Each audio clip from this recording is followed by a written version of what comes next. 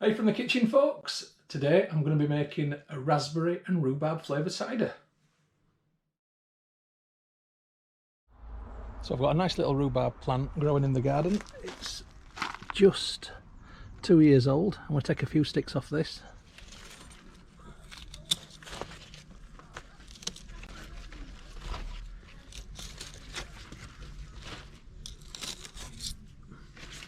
Now the leaves are toxic, so I'm just going to remove them.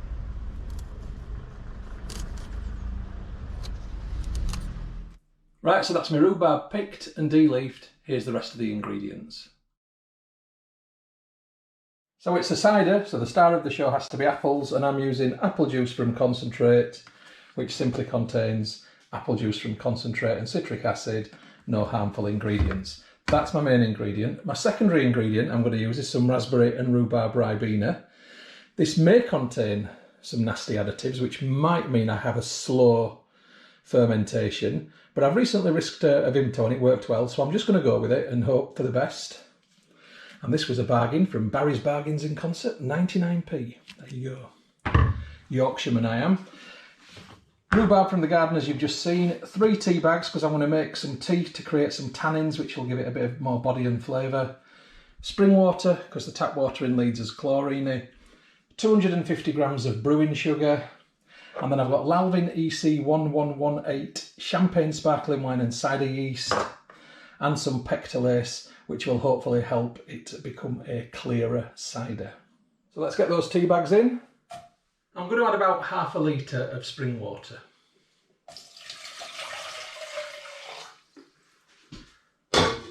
Lid on, heat on, and let's get that tea stewing and brewing. Right, rhubarb. I'm just going to cut my rhubarb into smallish pieces.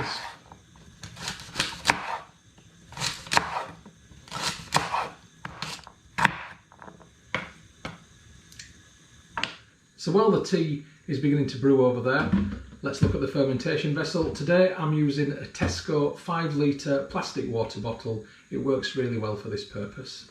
So as I'm making this using the turbo cider method mostly, I'm going to use a funnel. I'm going to get my cartons and I'm simply going to pour the apple juice into the fermentation vessel. It don't get much easier. If you're not sure what a turbo cider is, it's a cider which is made primarily from apple juice from concentrate. And there's a great group on Facebook called Turbo Ciders for All. Have a look in there, you'll get lots of inspiration and ideas.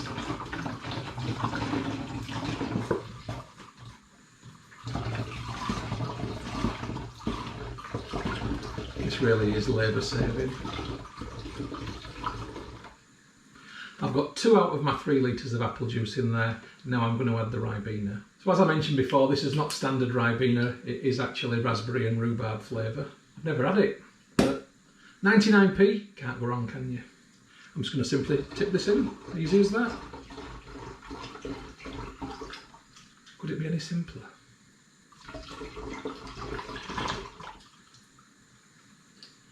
I've got 1 litre of apple juice left to go in. I'm going to leave it for now because I want to add the tea and then see how much room I've got. I don't want to put this in and then not be able to get all the tea in, which is going to have the rhubarb in it. So the tea's come to the boil. I'm going to turn the heat down. I'm going to take the lid off. I can smell that. That's definitely nice and strong tea.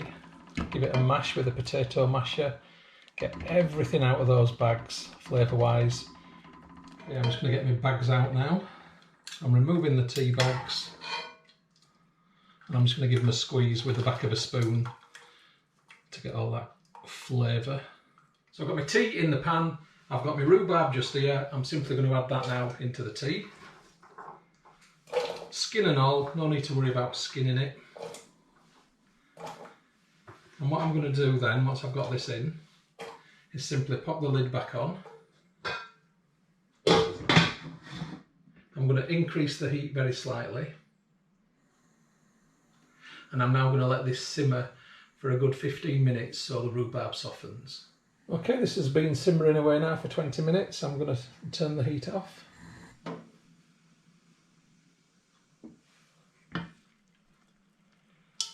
And as you can see, the rhubarb looks like it's nicely shredded. I'm now going to add into this the 250 grams of brew sugar, and I'm going to stir it and mix it in. Steamy. And the brew sugar dissolves really easily. So just as with the apple juice, this now goes through the funnel into the fermentation vessel.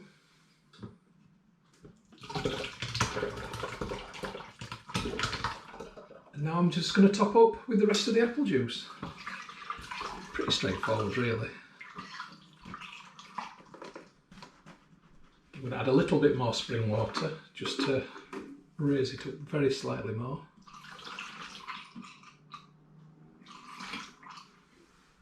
So this is what I've got, and it smells absolutely delightful. Now it's too warm for me to take the original gravity at the minute, but I'm going to pour some off into my hydrometer jar anyway. That won't go back in, and then I'll take the gravity in a little while.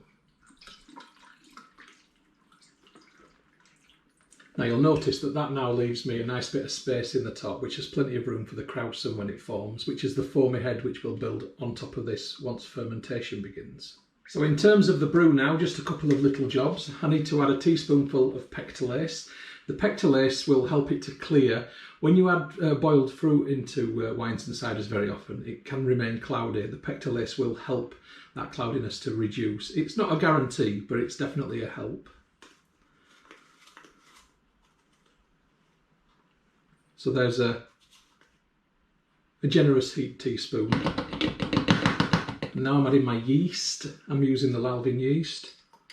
And again, a nice generous rounded teaspoon. A little bit more for luck. That's enough.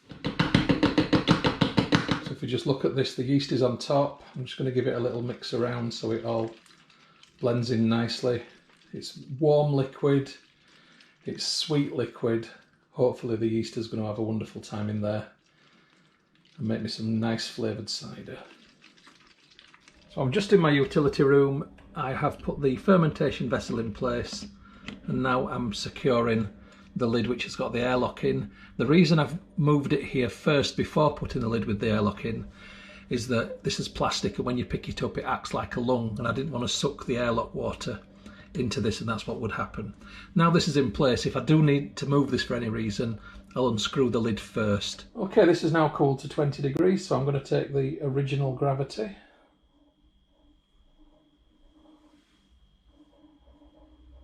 And I'm starting off with an original gravity of 1.062, 1062. So that's my demijohn labelled, and I'll be back in a few weeks' time when fermentation is over, so I'll catch you then, folks. Good afternoon from the kitchen, folks. It's raspberry and rhubarb cider bottling day. Let's have a look at it. As you can see, it looks absolutely beautiful. There's no need to run any finings through this to clear it because it's done it all on itself. Now I've got rhubarb fibre in the bottom, so what I'm going to do before bottling is I'm going to rack it into this demijohn first with a filter, just to avoid getting any of those bits of fruit in there because I don't want them in the bottles. Okay, so it is bung unscrewed, siphoning tube in. I'm holding the tube in place with this clip. The bottom is just into the fruit at the bottom, but hopefully the filter above the demijohn will prevent anything from getting in there. Let's do it. And immediately it's brought a load of fibre through. So I'm very glad that I've got that filter in.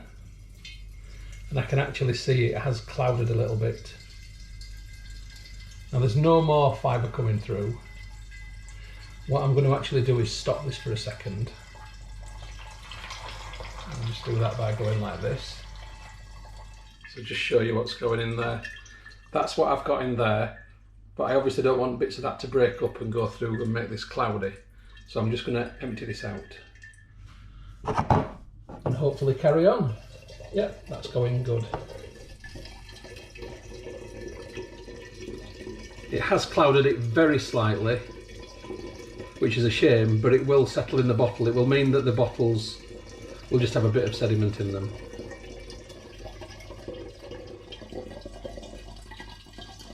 It has picked a bit more fibre up, but that's okay.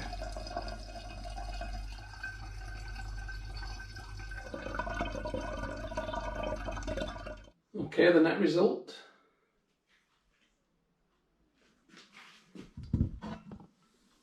And it's a little bit cloudier than what it was. It will settle. I am going to bottle as is, because it'll just mean that there's a very fine line of sediment in the bottom of the bottle. It really isn't the end of the world. Okay, so there it is. I am going to bottle it, and it's going to go into these bottles. So before I begin, I need to add priming sugar, and priming sugar is what will give it a sparkle. So the yeast, which is still in suspension in there, will eat this sugar.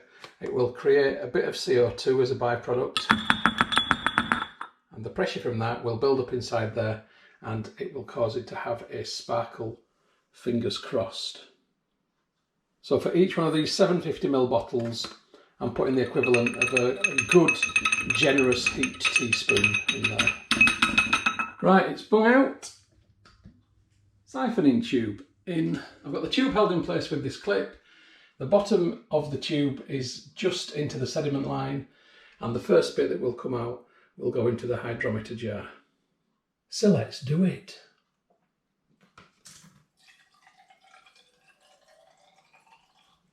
And into the bottle. Smells nice, very fruity. Yeah, I can definitely smell the raspberry and the rhubarb in that, so that's a good sign.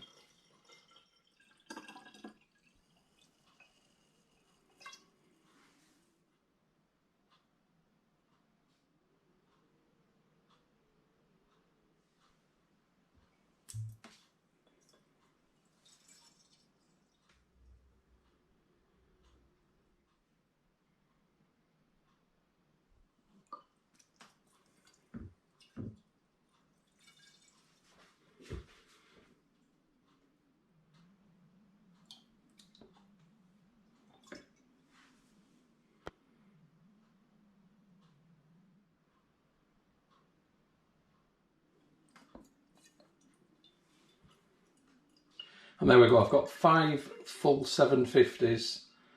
I've got a 500 which is half full.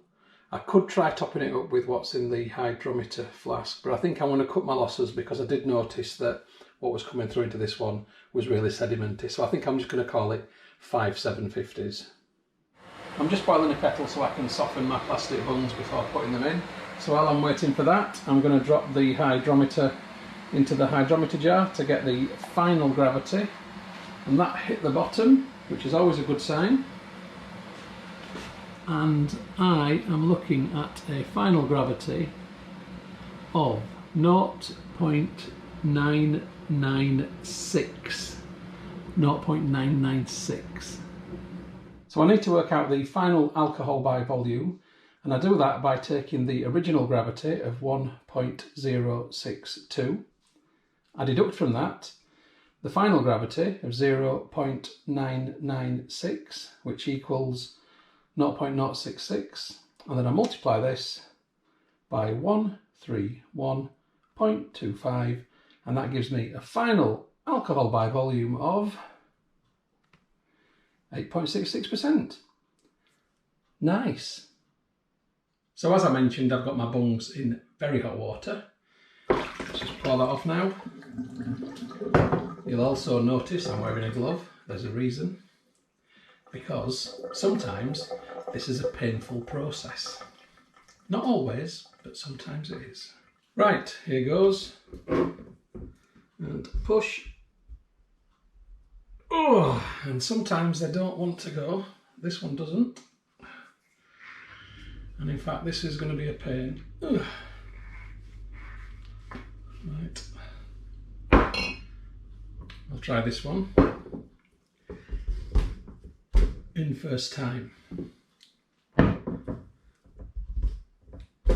2, 3. Ugh. Ugh.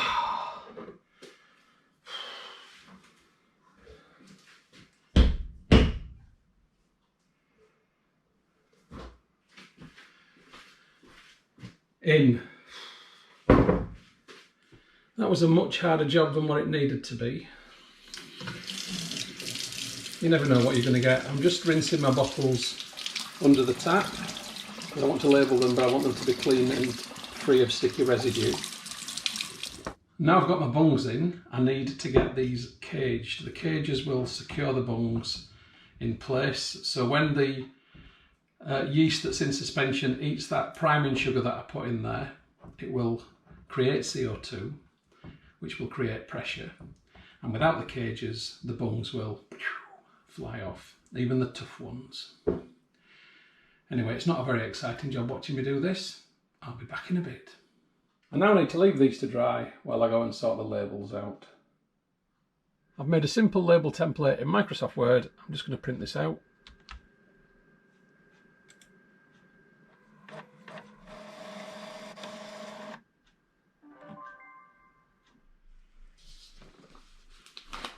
Okay, I am just labelling my bottles. I've decided to label this at 8.7%. It was 8.6625.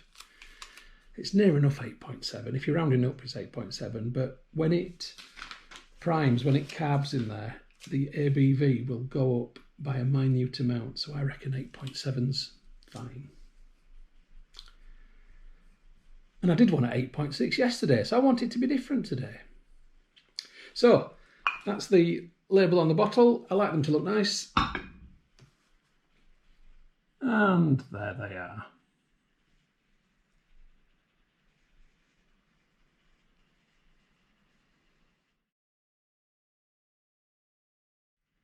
So I'm in the living room. Here's my drinks cabinet. Here is my raspberry and rhubarb cider. It's going to carb up here.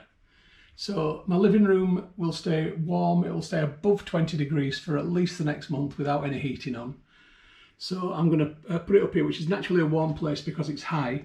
And also inside there, as you can see, there's light. So when they come on a timer switch on an evening, it actually makes the top of that warm anyway. It's a brilliant place for carbing my drinks. So I'm going to leave them for a month before opening. So I'll catch you in a month's time. See you then, folks. Good evening from the kitchen, folks. It's my raspberry and rhubarb cider opening night. As usual, I am very excited about this one, and I'm particularly excited about this one because I think it's going to be fruity. Now, I can see very clearly that the bung has raised, the cage has stopped it from shooting out. So I'm hopeful that this is going to have carbed nicely and that I'm going to get some fizz. Okay, so I'm just going to get the cage off. Keeping my thumb on the bung in case it goes flying. Right, so I'm wanting it to have a bit of a pop, a sparkle. I want it to look nice as it pours. I want it to smell nice and I want it to taste nice. Am I going to get all those things? Let's find out. Am I going to get a pop? Oh, look at that. Get in. And I can already smell it. It smells gorgeous. Look at that. That is absolutely beautiful. I think that is cause for celebration. Looks good. It smells so fruity. Cheers.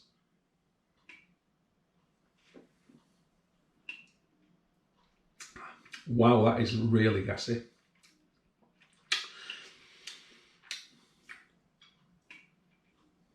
It's absolutely delicious. The fruit flavours of the raspberry and the rhubarb are just there. They're so apparent. It's extremely full-bodied in the mouth. There's so much going on, but it's definitely somewhere between medium and medium dry. It's not too dry at all. It's absolutely beautiful.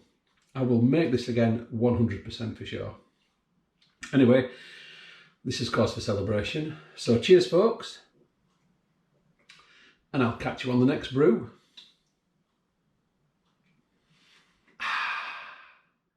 The film that you've just watched is a Moss Home and Garden production. You can find more by going to www.mosshomeandgarden.co.uk. I'd just like to say thank you very much for supporting my YouTube channel and for watching my films. It really is very much appreciated. If you haven't already done so, please subscribe to my YouTube channel in order to receive future updates about the home and garden films which I upload. You can find my YouTube channel by going to www.mosshomeandgarden.co.uk. Please click on the red subscribe button. When you've done that, a little bell will appear. If you press that also, then you'll get future updates about the films which I upload.